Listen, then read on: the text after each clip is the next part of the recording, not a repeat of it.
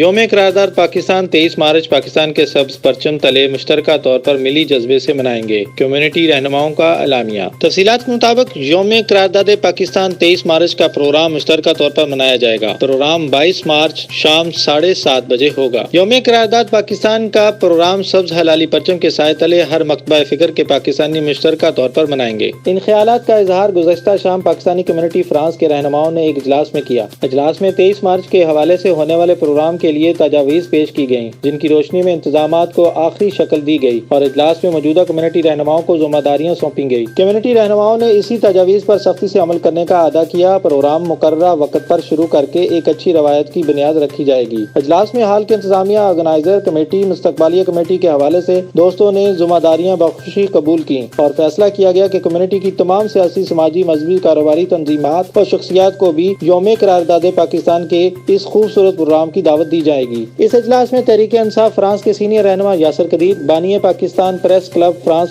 صاحبزادہ عتیق الرحمان، مسلم league کاف France کے صدر چودھری منیر احمد وڑائچ، سینئر رہنما عصمت اللہ تارڑ، مسلم لیگ نون فرانس کے جنرل سیکرٹری شیخ وسیم اکرم، اوورسیز فورم فرانس کے چودھری ابوبکر گوندل، تحریک انصاف فرانس کے سینئر رہنما چودھری گلزار لنگڑیال، انٹرنیشنل کشمیر پیس فورم فرانس کے چیئرمین راجہ اشفاق احمد اور پیپلز پارٹی فرانس کے سینئر رہنما قاضی عامر، پاکستان کمیونٹی سینٹر فرانس کے بانی چودھری فیاض ارشد، سینئر رہنما رانا سعود، جموں کشمیر فورم فرانس کے چیئرمین نعیم چودھری، تحریک انصاف فرانس کے سینئر رہنما کاروباری شخصیت لالا شبیر برہان اور سینئر رہنما تحریک انصاف فرانس چودھری منور جٹ بھی شامل تھے۔